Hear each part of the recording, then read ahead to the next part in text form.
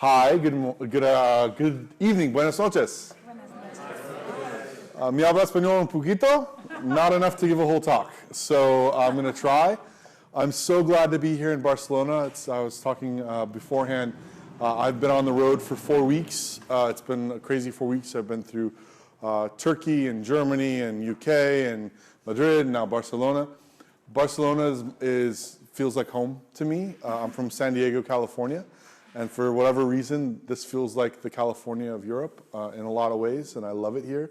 I also fell in more love while I was here with the discovery of the Cagané or the Cagatillo. There's debate about which one that is.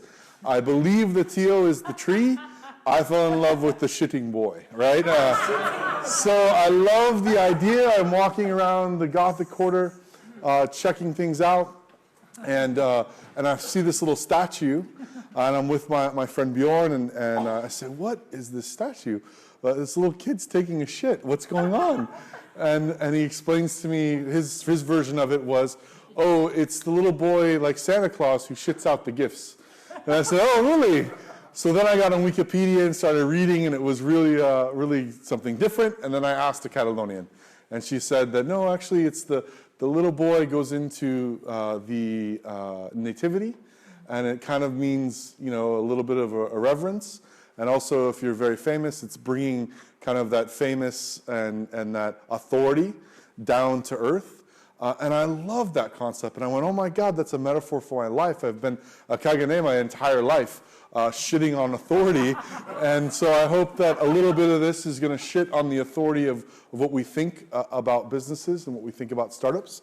And I hope you get value. Let me start by a couple of different things that I think are important to say first. Yes, first, I am from the United States. I'm sorry for Donald Trump. I don't know what the fuck's going on there. It's kind of crazy. Please don't blame me. It's not my fault. So yes, that's not good. And number two is that I don't call myself, and I don't think there are any experts in startups. And the reason that I say that, and when it comes to innovation, those sorts of things that aren't experts, is that inherently by the nature of a startup, you can't be an expert in it. You're inherently exploring the unknown. You inherently don't know what the answer is. Therefore, there are no experts. I've been learning about this stuff by trial and error. I've done a lot of work in this area. I mentor tons of startups. I'm an investor in all sorts of things. But I'm no expert. These are my learnings. I hope tonight there's something of value to you. And if there is, take it, steal it, remix it. You have my permission. In fact, you can download the entire talk right here, right now, and get my email address, everything that you want to do. Please take it, use it. If it doesn't make sense to you, that's okay. If it doesn't really seat with you, it's not going to help your journey and your value creation journey, that's okay too. Like I said, I'm not married to these concepts. I want to know. And so I appreciate your generosity with your time tonight to spend with me. I appreciate your attention. I appreciate you being here. And I'm so excited to jump into this talk. So with those two caveats out of the way, oh yeah, and by the way, third caveat, you won't offend me if you pull out your phone and you're on Twitter. I'm at Jeremiah Gardner. Please connect. Love to connect with you there. Take photos of things stick out, tweet, have fun, be yourself. I love that. Be home. I feel home in Barcelona, so be home as we go.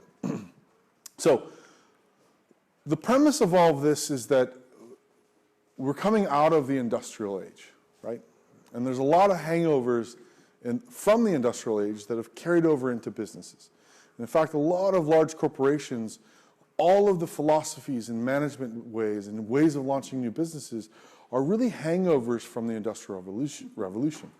They're command and control, right? They're ordered and structured, and they're things that should be predictable and known. But we're no longer in the industrial age. And that means that the way that we approach things has to change. And the way that we actually approach new businesses are starting to change. And that has a huge impact. And what I've started to observe as I have the pleasure and the amazing ability at this point to travel around the world is that there's a new way of thinking that's coming out of folks like you. By the way, how many of you are startup founders? Just out of curiosity, started here, awesome. How many of you are thinking about it? And that's why maybe you're here. Okay, awesome. First-time founders, amazing. I'm so glad that you're here tonight. And how many of you say, fuck that startup thing, I think I'm going to do corporations? Anybody? Okay, good. No, it's all good. I work with a lot of corporate entrepreneurs. After a startup, yes, yeah. Just get acquired, right? Exactly, yeah. Easy game. And what I've seen is folks like you, first-time entrepreneurs, people that have started their businesses, entrepreneurs inside of large organizations. It's a group of people that have kind of rejected what I would call the wealth creation economy. And that is, I'm only in it to make money, right? And in the wealth creation economy, those that won were those that could produce the most. That's why we have huge factories that could overproduce, that could basically eat like a large alligator all the rest of the competition because I can win because I can produce the most and have the best distribution. It's a wealth creation mindset. And groups of people like yourselves all around the world have rejected this mindset and have said, no, I actually think it's about the creation of value for other people. And that wealth actually follows, or money follows value. It's not the other way around. And I kind of think about this as the value creation economy, right? That we're on the forefront of this wave of entrepreneurs and intrapreneurs, of artists and small business owners, of artisans and all sorts of folks that are riding this first kind of wave of what we're seeing to be the value creation economy. And I think it's a really important movement, and I think it's a very powerful one when we dig kind of below the surface. And I think that the mindset then, from command and control and those that can produce the most and so on and so forth, has shifted. It's no longer about command, control, predictability, and scale, but instead it's moved to kind of this art and science, right? That the value creation is both the inspiration we gain from one another and the empathy that we gain, and the rigor that we apply to the ideas that we have and the learnings that we gain. Right somewhere in the middle of that is where the magic of value happens, in my view and what I've been doing. And so this evening I want to kind of talk through 3 traits of that mindset, of that art and science, that I've observed that I think value creators around the world are starting to embrace. And I think that if you're on that journey, the more that you can turn these practical ideas into practices, the stronger that your potential for value creation becomes. Cool? Sound good? Mm-hmm. Anyone opposed to that journey? Good. So, mindset of great value creators. And the first one that I've really seen is that great value creators see the world differently. Now, when I say that, you might immediately think, of course, startup founders and artists are visionaries. And you may say, of course, I'm a visionary. I'm here tonight to tell you, you aren't, right? There's no such thing as a visionary, or at least the myth that we build around visionaries is that there's a lone wolf entrepreneur in his garage somewhere, tinkering away until one moment he gets it and he goes, Eureka, I've got it. And he walks outside of that garage and says, look, world, what I have. And all the masses flock to him and he's a billionaire, right? That's kind of the value creation myth that Brett Cooper wrote about. It's also the myth of the visionary. Instead, what I mean when I say that entrepreneurs see the world differently is that they see opportunity in the world, and the way that they see that opportunity is actually through the eyes of somebody else.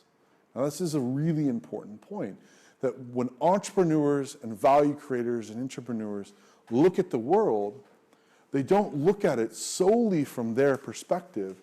They begin to see it through the eyes of someone else. They begin to see the opportunities in the problems that other people have, and they begin to explore the world not from their perspective, but from someone else's perspective. Another way of putting this is that great value creators actually lead with empathy. They start with that empathy. And empathy means that we experience another's perspective. I love this photo. I have a 1.5-year-old daughter. It's been an incredible journey to becoming a father. I miss her immensely after all these trips. And I have been very, very careful with my language around having a baby because I didn't have the baby. Very, very, very, very truthful. My wife had the baby and I was there. In fact, I can never have the empathy and the experience, and no man can yet, except for Arnold Schwarzenegger in that one movie that was terrible. I don't remember, Mr. Dad or something, where he was pregnant with Danny DeVito, I think. Gross. We could never actually have that experience. We don't know what it's like to be pregnant. And women, you don't know what it's like to be in the you-know-wheres. It hurts, okay? But the empathetic choice is to try and put on that weight. And these three guys are out of London. And they're in Barcelona? Yeah, I work there. No way, you kidding? I've heard the story that it's from London, no? No, they're here mostly. They're from Barcelona! Catalonians or no? No, they're English, but they work here. Ah, that's where my wires get crossed.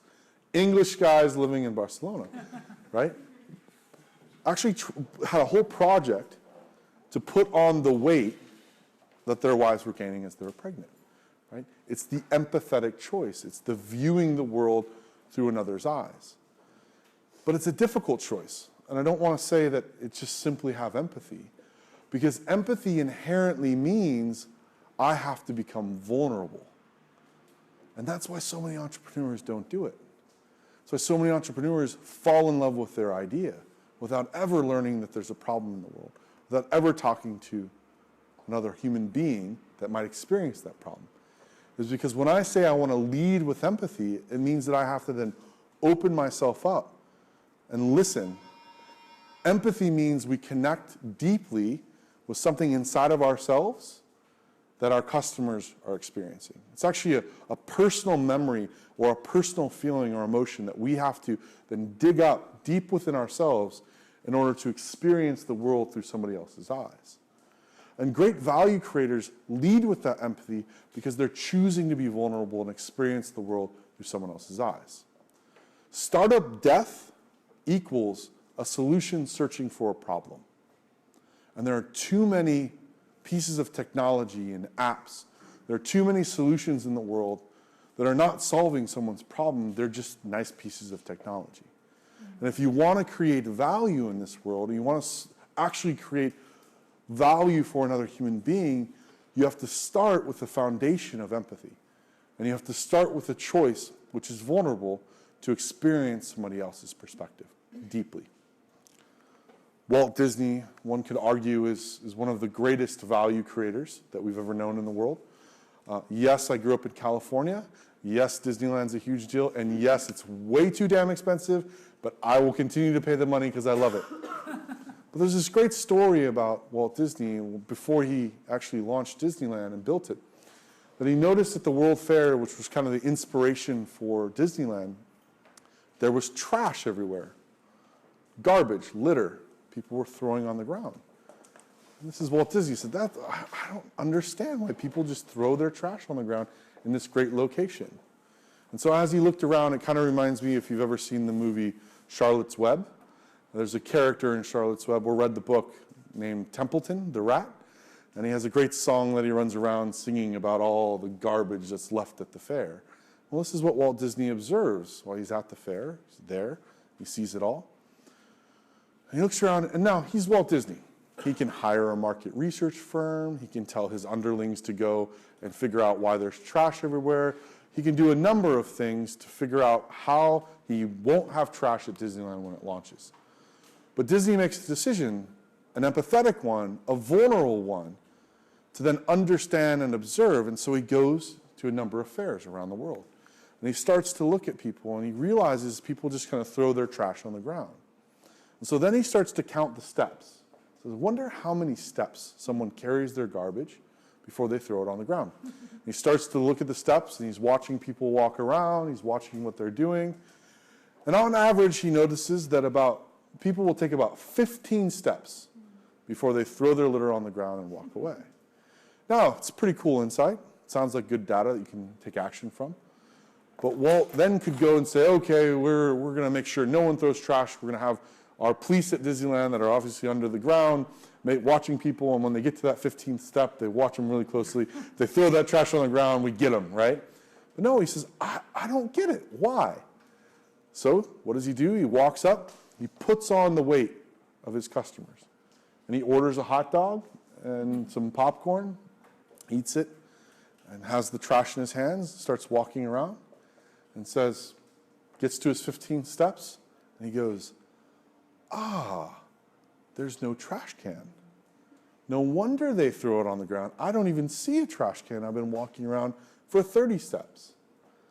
And so that level of empathy of something as small as throwing a piece of garbage away has led to the fact that today, in any Disney-owned property, you can't walk 15 steps without finding a trash can, right? And that's why there's no trash on the ground. Yes, there's people cleaning it up, but because the empathetic choice that Disney made to experience his customers' perspective led to that idea. Now, there's a million concepts around empathy, and I don't want to drive the point too far home, but the point is that great value creators see the world through their customers' eyes. They start there. They understand that that's the foundation. And if they're ever going to be successful at the value that they hope to create, the first point, the starting point, is to see the world through someone else's eyes. And that doesn't start with everybody. Well, it actually starts with one person. And so I want to challenge you tonight. It's not about how do I have empathy for everybody. It's not how do I gain empathy for the world, or how do I gain empathy for my entire market segment. My question to you to think deeply about tonight and then take action on is what one person do you need more empathy for? For those of you that raised your hand that said, I'm thinking about starting a startup, who do you hypothesize is the customer? What problem do you think they have? And who do you need to gain more empathy for? For those of you that are already in business, how do you look at your email list that you have and gain empathy? Who do you need to gain more empathy for? And that's why I say the most powerful tool in your toolbox when it comes to value creation is a cup of coffee. And what I mean by that is a cup of coffee with a customer. And if you haven't committed to doing that, it's really difficult to understand the problem the customer is having. And it makes it really difficult to build a solution that will work. And it makes it really difficult to understand the market that that solution will actually grow in. And so the beginning, the foundation, is that empathy. And so I want you to think about it right now. I don't want you to just listen to me and go, oh, that was nice, cool. I want you to think, who's the one person? What's their name? Can you visualize their face? And then if you have a notebook or a phone or whatever it would be, write that name down. Seriously, write it down as the phone rings. Or no, that's not the phone. Yes, that's the ghost saying, have empathy for me. Who's that one person? And maybe you need to think about it a little bit. But who is it? And then what are you going to do about it? When I meet with entrepreneurs around the world, the first thing I ask them is to see their calendar. You want me to be your mentor? Let me see your calendar. I said, really? Yeah. Because I know if you prioritize empathy, I know if you prioritize your customers, because it will show up in your calendar. So if I asked you right now, let me see your calendar, do you have 2 hours a week blocked off just to be with customers? Just to listen and to understand? Just to gain the empathy that you need in order to be successful at creating value for them? I'd venture to say no. And that means that there's a tweak in the way that we have to approach the value that we want to create. Now, when we go out and gain empathy, there's a million ways to do it. We can observe, like Disney did, call it a customer safari, and observe our customers in the wild. We can go to an airport. This is one of my favorite techniques. Go to an airport. They're not going anywhere. Go a little early for your next flight. Just start talking to people. Strike up conversations, right? We can do interviews. We can do ride-alongs. We can host meetups. This may be one big empathy experiment, right? For Mike, you better look out. If he's asking you a bunch of questions afterwards, that's really what this is about, right? But what do we do when we get in front of a customer? Often entrepreneurs go, do you like this? Isn't it awesome? Isn't it amazing? Would you use it? Yeah, you would? Well, how much would you pay for it? $30, oh, awesome, I'm going to go build it, right? What did I just ask her to do? To imagine my product. To imagine a scenario in which she would use it. Imagine what she would actually pay for it. She's actually tapping into a piece of her mind that's the imagination. But imagine instead that we're working on, let's say, a new travel app. And I said, when was the last time you traveled? Have an answer? I cannot remember right now. And can't remember. What about you? When's the last time you traveled? I went to Alicante on the train. Okay, on the train. Great. And what about you, Mike? When's the last time you traveled? In August, went to France and Tenerife. Great. Did you fly? Did you take the train? Did you? I drove to France and I flew to Tenerife. Great. And did you rent a car, or what did you do? Rented a car in Tenerife and here to drive to France. Great. You see the difference? He's not imagining. He's actually giving me the facts of what happened. And I'm able to understand his behavior through those facts. Granted, they're colored, right? Who knows what kind of car it was? We can keep on going deeper into it. But I'm understanding what really happened rather than putting hypotheticals and if questions in front of him. And it's a fantastic change to the way that you approach, the way you listen rather than speak to your customers. All of this is wrapped up in empathy. And the challenge is to start with one. Who's that one person you need coffee with? Who's that one person you're going to buy dinner to listen to? And who do you need more empathy for in your life? That's the foundation of value creation. The second thing that I've noticed is that great value creators choose to take action. Now, what I mean by this is that there's a lot of people in the world that have a long list of things that other people need to fix, right? You know, someone should do something about those potholes. Someone should do something about the airport. Gosh, traffic is so terrible. Someone should do that. Man, I wish someone would invent something that made my back feel better, right? We have a long list of things that other people should fix, not me. Great value creators look around and go, man, this problem sucks, and I see that a bunch of other people have it. Who's fixing it? You're going to fix it. You know what? I got it. I have no idea what I'm going to do. I have no idea how I'm going to code it, but I got it. I raise my hand and I choose to take action. And in that decision, we make a strong decision to act. And here's the crazy thing. For most of us, it happens like that. For those of you that have jumped off that cliff of entrepreneurship, right, you can probably trace back to when you made the decision to become an entrepreneur, when you made the decision to found your company. It was a decision like this. One night you were sitting at home, you said, you know what, I'm going to do it. I'm leaving my job and I'm going to do it.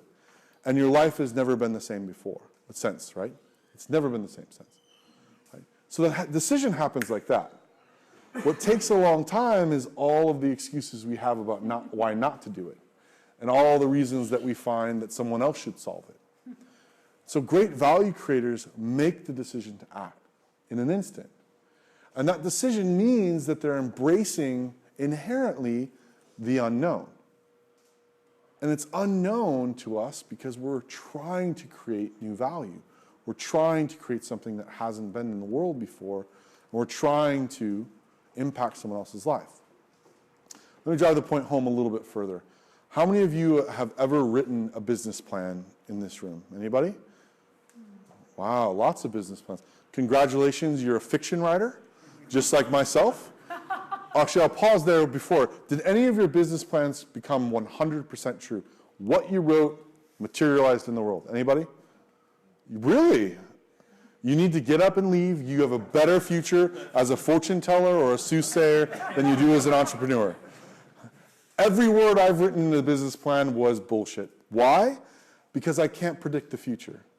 And as a human being, I can't look into my crystal ball and tell you what's going to happen. A few weeks ago, I was in London.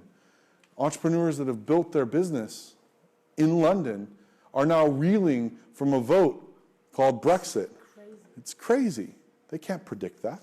You can't put that on a business model canvas. You can't know what's going to happen. It's unknown. So therefore, the decision to act is a decision to embrace the unknown. The way that I like to describe entrepreneurship is this. Imagine this room completely dark. I mean, like you close the hotel shades, dark. Dark, dark, dark, dark, dark. Right? That's what it's like when you step out to make that decision as an entrepreneur. And the whole game, the whole thing, the whole embracing and decision to act is this, is lighting the next candle. You start by lighting one candle, and it illuminates your next step, and you take that next step. Okay, where should I go next? Well, I'm going to illuminate this candle, and I'll go over here. Oh shit, there's alligators over here. Don't want to go there. I want to go this way. Okay, boom, go this way. And the whole thing is about learning our way iteratively through the unknown. Now, some people say, well, I have a vision to change the world. The world's going to be different. I have to live into my vision. And part of the problem with that is that a vision can only kind of point you like a compass. It can only tell you where north is. It doesn't tell you about the swamps and the hills and the mountains and the monsters that are in front of you. So the truth is that the decision to act, the decision to embrace the unknown, is a decision to adventure. It's a call to adventure.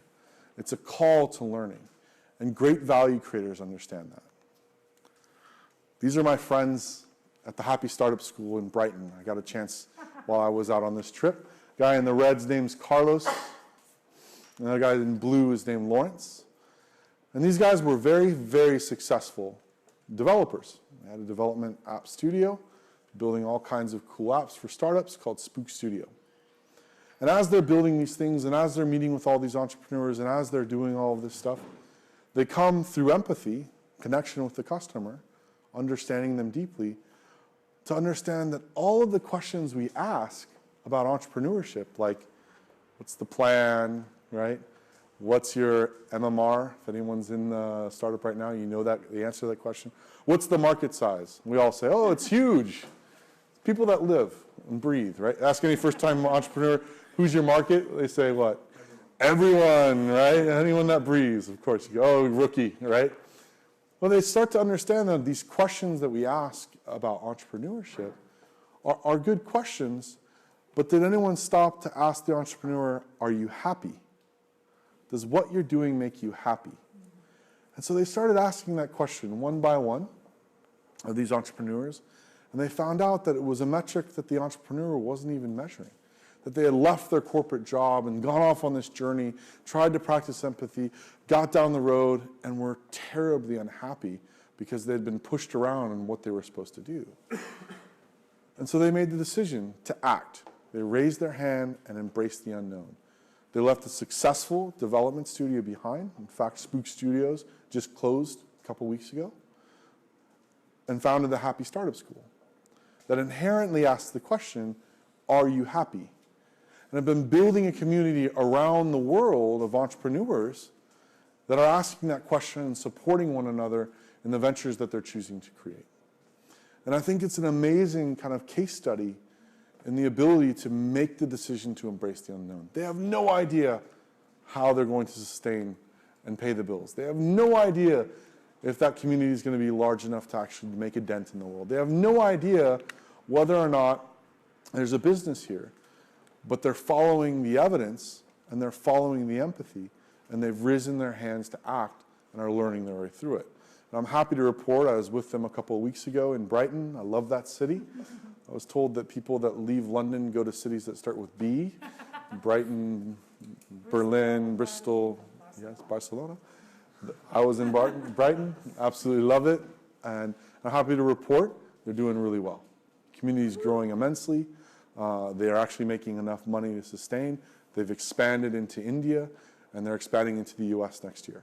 Amazing, right? Because they're following that decision to act and embracing the unknown. This is what it looks like in the real world. When you embrace the unknown, you actually have to operate in the unknown, which means you got to go out and try stuff. It means you've got to go out and learn. And the key point here is that we prioritize our adventure, our journey, over where we end up. I love this quote. It says, what you become is more important than where you end up. And so the journey is the most important piece. If you're a first-time entrepreneur, I don't want to blow smoke up your ass and tell you lies. The truth is you're likely to fail. If you're a second-time entrepreneur, the truth is, statistically, you're likely to fail. It's not about following your passion and build a great team and have a great idea. All of that's bunk. It's bad self-help entrepreneurship, in my view. The truth is, it's hard work. It's difficult. And the chances of real success are slim. But the entrepreneurs that prioritize the journey over the destination end up learning their way into something that creates real value. It may not be a unicorn, a billion-dollar startup. It may not be $1 million startup.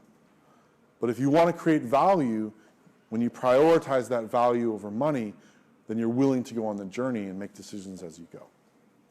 So I think the second thing that great value creators do is they raise their hand and decide to act. They make that decision, they step out into the unknown, and they embrace that journey. And then the final thing that I've observed is that great value creators assume they're wrong. Now, this is a tough one. For most of us, we fall in love with our idea, and we start by assuming we're right.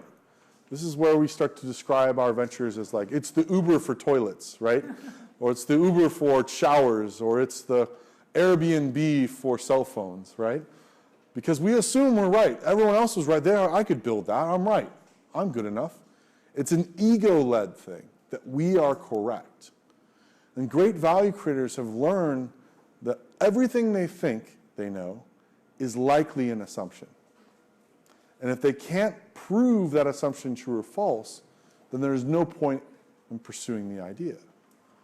So when you start from the perspective that you're wrong, you begin to prioritize learning over execution. It's huge. There's a phrase that's been floating around the startup world called fail fast. And I hate this phrase with everything I have, because entrepreneurs are starting to wear it on their sleeve as some sort of badge of honor. And to me, failure isn't the goal, nor is massive success. The goal early in any new venture is learning. And we learn in our failures, and we learn in our small successes. And so instead, it's about learning fast, prioritizing that learning above all else, above our egos, above what we think is going to happen, above executing a plan, above what we put on the sticky note that goes on our business model canvas. When we prioritize the learning, we begin to understand the world from the eyes of the perspective, and we begin to deal with the evidence that's on the ground rather than our opinions. Too often, entrepreneurs and value creators around the world waste so much time sitting in meetings arguing over assumptions. And often, those meetings, the one thing that makes the decision in that meeting is what I would call the hippo. Anyone familiar with this phrase? The highest paid person's opinion. Right? Hippo. Well, he's the co-founder. Of course he's right. And the co-founder goes, yes, I'm the co-founder. Of course I'm right, right? And what evidence is? None, other than I have a gut feeling. I always find it hilarious when someone walks up and says, well, I have an intuition, and an ego, right? Because your intuition isn't evidence. Your intuition isn't known. Your ego isn't evidence. It isn't known. And if your business decisions about how you create value in the world are driven solely by your ego and intuition, you're going to have a tough road. Because the evidence may be flying in the face of your intuition, and you will ignore it time and time again because you believe you're right. So value creators and startup founders that have been there start with the assumption that they're wrong. And they want to prove themselves wrong as quickly as possible, rather than to go into the world and prove themselves right. Food on the Table is a startup. Actually, they just got acquired by the Food Network, which is amazing. Congratulations, out of Austin, Texas. The founder, Emmanuel, is a friend of mine, and he had left a corporation and wanted to start a business and felt like there was a problem with shopping. In the U.S., we shop for things, weeks at times. Other than, I think in Europe, it's kind of a daily practice. For us, it's a weekly, sometimes even bi-weekly, and for those big Costco shoppers, like a monthly thing, right? And so we felt like, man, what ends up happening is we waste a ton of food in the U.S. And that's because we buy, let's say, an onion, and the recipe calls for half an onion. And we don't know what to do with the other half of that onion, so we leave it in the refrigerator. It wilts, it dies, it stinks, we scrub it out, and we throw it away. And so the food waste comes from not understanding how to utilize and shop for meal planning for the week. So you can imagine the app that they thought would be successful. You can imagine all the assumptions about that being right. Sounds like a pretty logical problem to solve to me. But instead, he assumed he was wrong. He said, you know what? This is not going to work. There's no way in heck a shopping list is going to work. So instead, I need to go out and learn. And he embedded himself with a few different folks that were responsible for their shopping, for their household. And he said, hey, I just want to learn about your habits, about what you do. Can I go shopping with you? And he would follow them around the supermarket. And he would watch what they did, and he's taking notes. And he would go away. He would look at everything they did. He would find recipes. It's a concierge experiment. He'd bring them back to those folks he was connected with. Say, hey, you could try these different recipes. That's what works for your ingredients. And hey, if you were to optimize the way that you went shopping and did it this way, you could actually get a little bit more out of that olive oil you bought and out of that chicken that you put on in the freezer. Okay, and so they'd go shopping again the next week. And they would optimize the list and they would figure out what to do. And he did this for 3 months. Eventually, he asked those folks, hey, can I go shopping for you? I'm going to optimize the whole thing for you and see if you can't use all these ingredients. And what he found, the evidence on the ground, is that when you optimize these sorts of things from a deep perspective of empathy, you reduce the food waste by over 80%. I said, oh my gosh, well, this is great from a concierge perspective. Do we just build this as a startup, or do I build an app? By nature, he's a software developer. We said, no, I actually need to go out and get people that will go shopping for the first 2 or 3 weeks with people to teach them about this stuff that can then maybe translate into an app or maybe a platform or not. But the next step, the riskiest assumption, is that I can build enough people that will go out and be experts in shopping. And started to build that. And as his idea progressed, at every turn he tried to prove himself wrong. I want to know why this wouldn't work. And as he progressed, it just kind of lit those candles and illuminated the room around food on the table. And today they've been acquired by Food Network. Amazing. Congratulations to him, based on the evidence he's produced.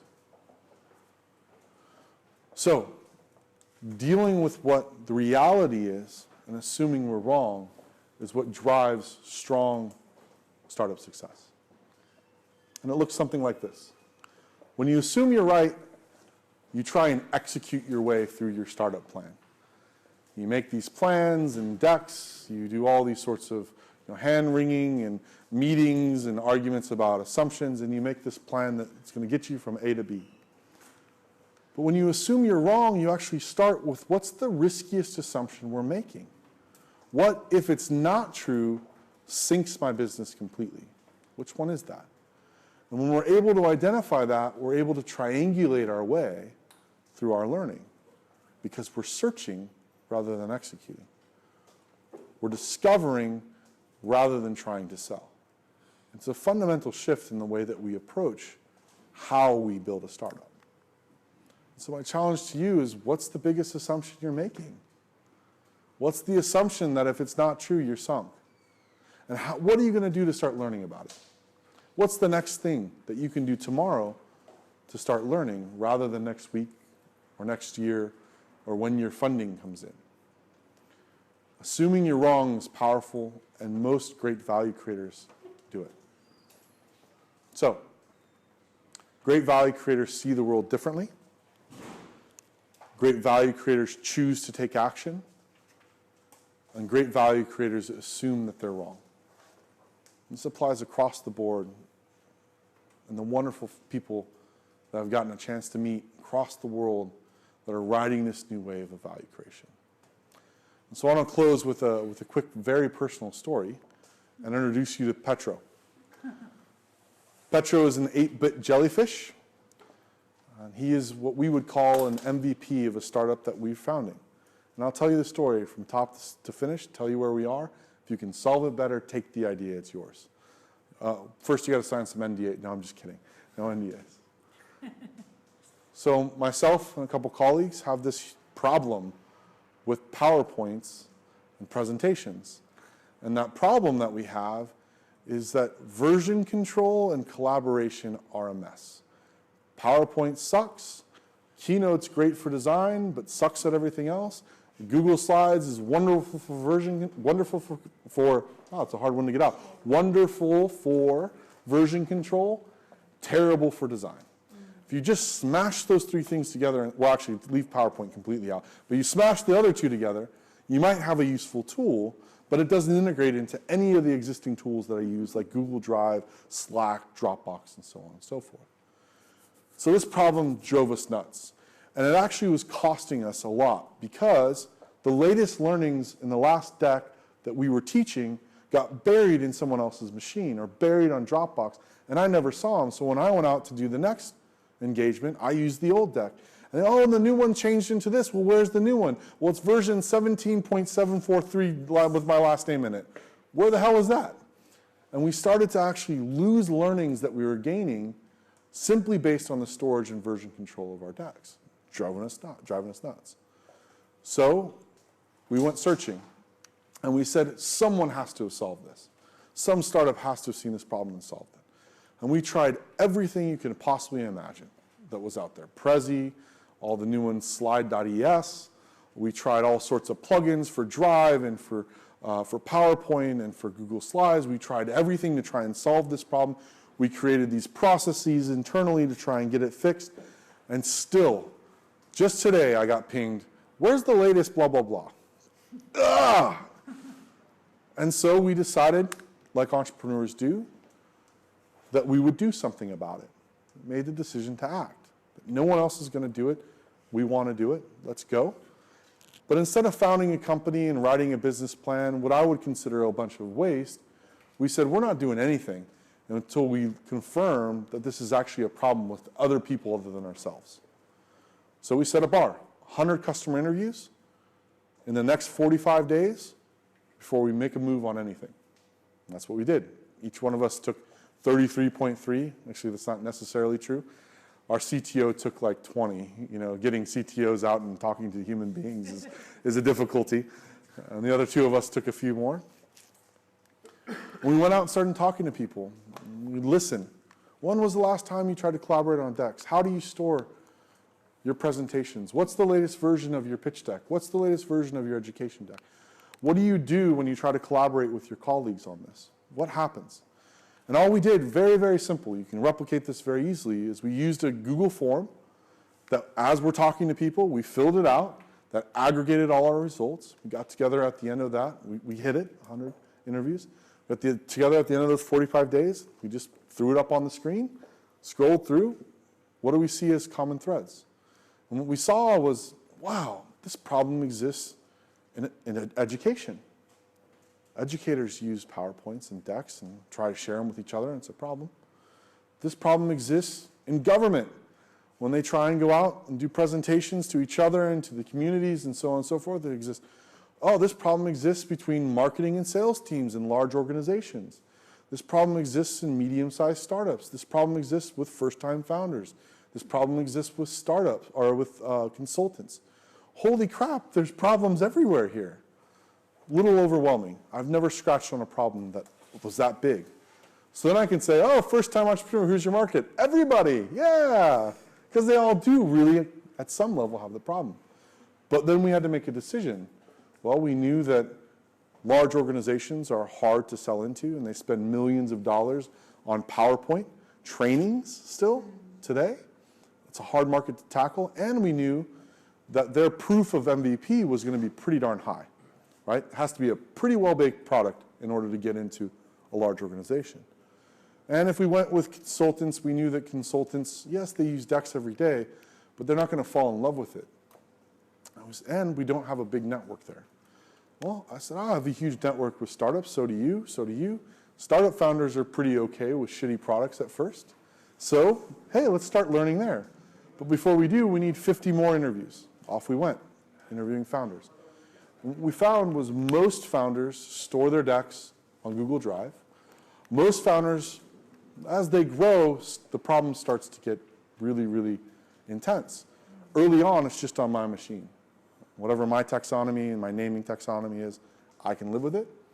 But as it grows beyond them and their co-founder, or they hire their first marketing person, or they have their first intern, boom, they all of a sudden have the problem. And so we took those learnings. We locked ourselves in a house for 3 days in Austin, with rules, by the way. We can go out once, and it can't be for dinner. That was the rule, right? So we can go for breakfast, we can go for lunch, but we don't want to go for dinner because we knew we'd just go off to the bar and have drinks and have fun, and then all of a sudden it would be late and we didn't do the work. So we locked ourselves in the room for 3 days. We had no idea what we were going to come out, and out came Petro. Because we asked ourselves the question, what could we do now to start learning? What could we build in the next 3 days to start learning about the way that decks are stored and if there's really a problem here? So Petro's simple. It's not a full solution. It's not a painkiller. It's simply an experiment to start to learn. All Petro can do is, Petro's a Slack bot. I don't know if you use Slack. Anyone in the room use Slack? Yep. That's what we heard as well in our interviews. Lots of Slack. Petro's simply a Slack bot. All you can do with Petro is tell Petro to track a deck that you've put on Google Drive. You can't use it on Dropbox yet. You can't use it on Box. It's just Drive. You tell Petro, hey, follow that deck. And whenever an update's made to that deck, he tells that channel. And users can go in and say, hey, what's the latest version of blah? Ask Petro, and Petro will go find it for him on Drive. That's it. And all we really want to learn is, do people really update their decks on Drive, or do they just rename them? And do they really track them over time to understand the versions that they have so that it keeps them organized? That's all we want to learn. It took us 3 days to build. Right now the bottleneck is Slack has to approve it. So we've actually outsourced our bug testing because they're testing it all right now and letting us know whether or not it's going to be approved. If we come back and fix a few things, send it back to them, right? We don't even have to do any of that. And it took us 3 days. And so the reason that we went this direction and that we built Petro is that I actually want to prove to myself why I shouldn't do this. I have a hell of a lot to lose. It may mean that I don't get to write my next book. It may mean that I have to leave the company that I'm helping build and grow that I love. It may mean for my co-founder, he built the most successful Nike football app ever. He may have to leave that behind. It may mean for my other co-founder that he has to sell all of his stock in his other startup because he has a technical non-compete. It means a lot. We lose a lot if we go, we're going to found this, go for it, without any empathy, without any evidence, without any decision about what we need to learn and prove ourselves wrong. So we assume we're wrong. We assume we're going to fail. And we want to prove to ourselves as quickly as possible why we shouldn't build this. And the same is true for you. You have a lot to lose in building the wrong thing. Not just your time, not just your reputation, but also your spirit. That entrepreneurial spirit gets tamped down when we get beat time and time again. You have a lot to lose when it comes to your family. You have a lot to lose when it comes to the value that you might have created had you just stopped for a minute to practice these things. And so who knows? That's where we are. Probably going to fail. We've accepted it completely, but that's where we're at in the journey. And we'll figure out what works. And so my challenge to you is this. I want you to think as big as possible and think about the biggest value that you can possibly create in this world. But I want you to start small. I want you to start with the next step, to start with that empathetic choice, that vulnerable choice to have coffee. I want you to start with that next thing you need to learn. I want you to start by assuming that you're wrong and experimenting to prove yourself right. That's what drives value creation. That's what's driving change in the world. And that's what I think will propel your journey forward. So, if you found value in this, this is the URL for you to download the talk, to get it yourself. And I thank you so much for your time. I'd love to open it up for a few questions, but thank you for your generosity with your time and being here tonight.